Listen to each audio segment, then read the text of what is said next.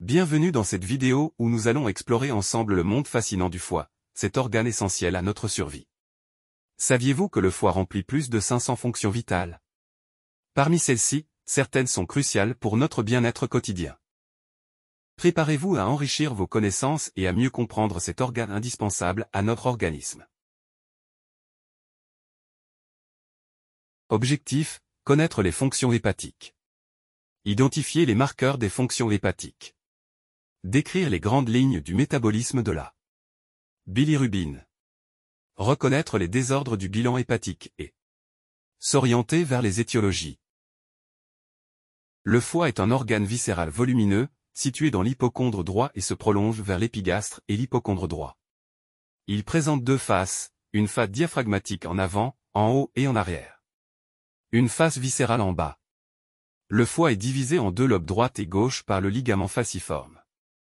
Le lobe droit est grand et unique, alors que le lobe gauche est plus petit et comprend lobe carré et codé. Une vidéo bientôt sur l'anatomie viscérale.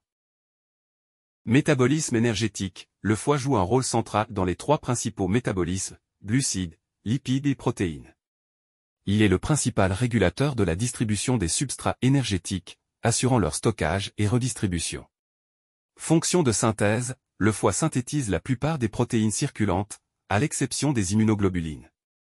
Cela inclut l'albumine, les protéines de transport, les facteurs de coagulation et les protéines de l'inflammation. Il est également responsable de la biosynthèse du cholestérol et de sa conversion en acide biliaire, qui sont essentiels pour la digestion des lipides et les vitamines liposolubles.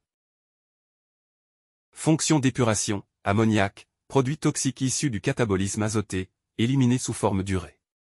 Bilirubine, pigment jaune produit de la dégradation de l'hème de l'hémoglobine et d'autres composés héminiques. Captée par les hépatocytes, la bilirubine est conjuguée par la glucuronyltransférase pour devenir hydrosoluble et atoxique, puis excrétée dans le duodénum via les voies biliaires.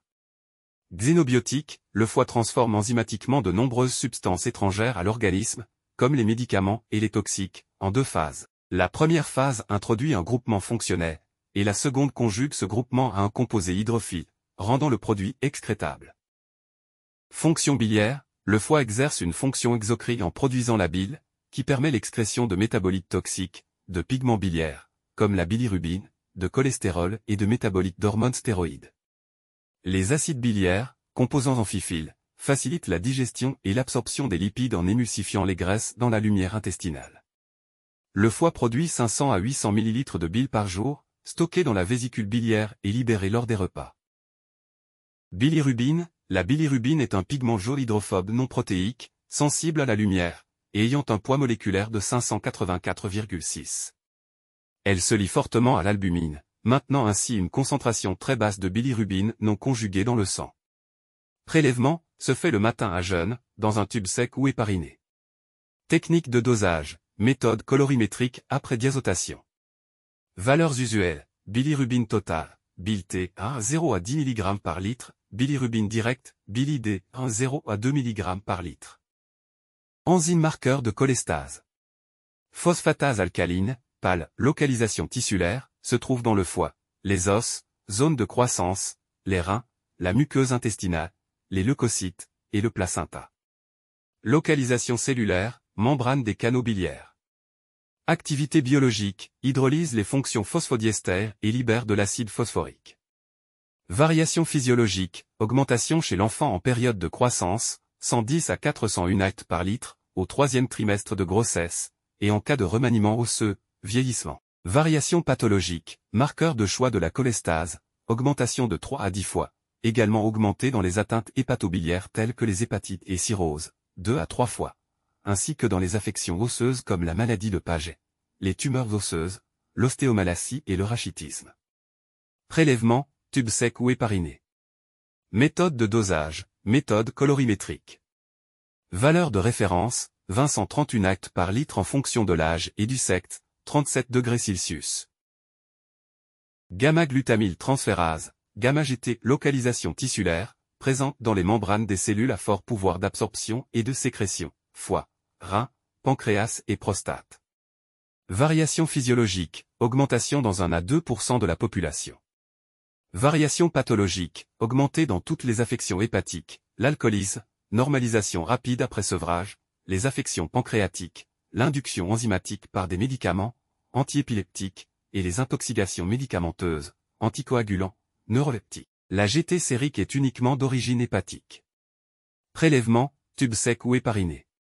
Méthode de dosage, méthode colorimétrique. Valeur de référence, homme, 5,58 L, femme, 5,38 L. Classification des ictères. Ictères à bilirubine non conjuguée, les ictères hémolytiques, qui sont essentiellement hématologiques donc préhépatiques avec une hémolyse dont les étiologies sont multiples. Les ictères hépatocytaires, essentiellement par défaut en glucuronoconjugaison, ce sont des déficits néonataux où ils sont d'origine iatrogène. Ictères à bilirubine conjuguée, les ictères cholestatiques par obstruction intrahépatique, ou par obstruction extrahépatique. Ictères mixtes.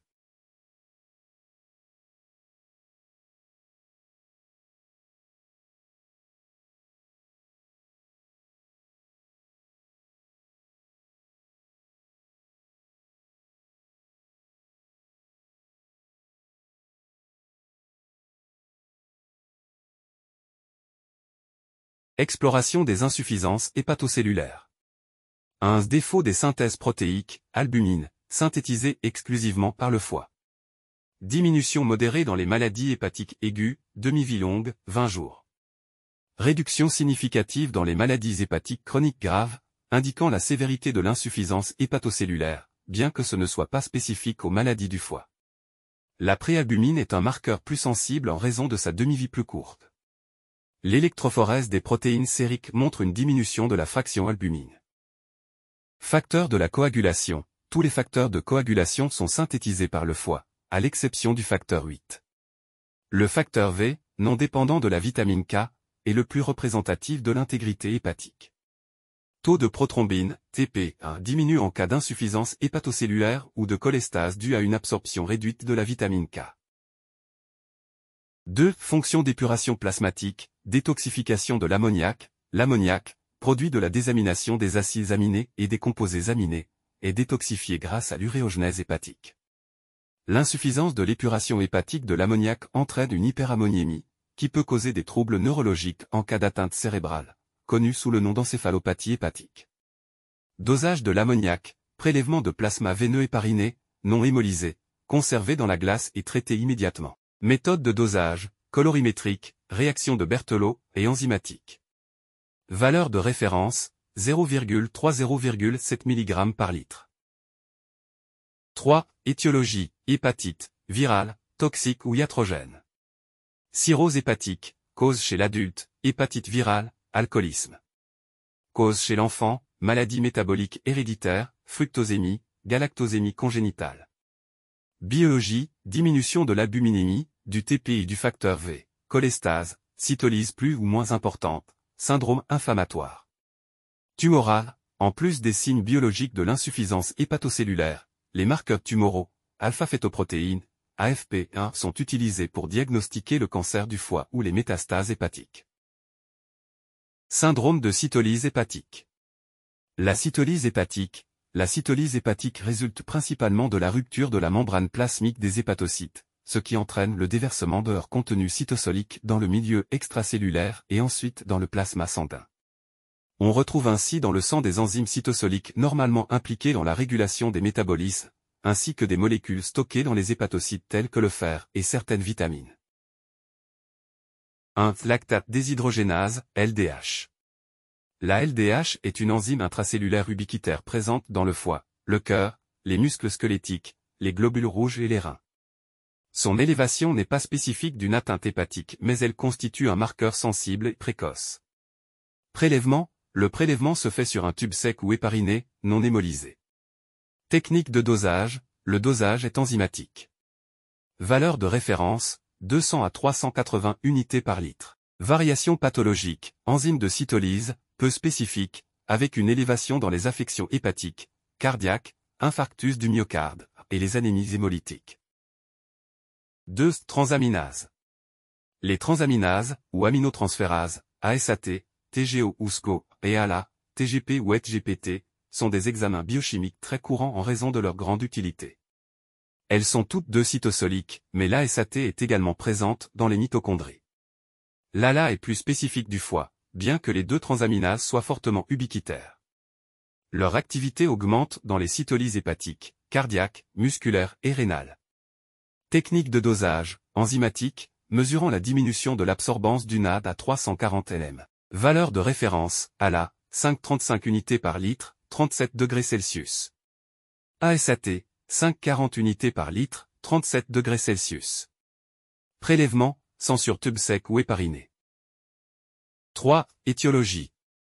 Les principales causes de cytolyse hépatique incluent virale, hépatite virale, HVA, HVB, HVC, virus herpès, virus de fièvre hémorragique, fièvre jaune, Ebola, adénovirus, entérovirus. Médicamenteuse, paracétamol, salicylée, antituberculeux.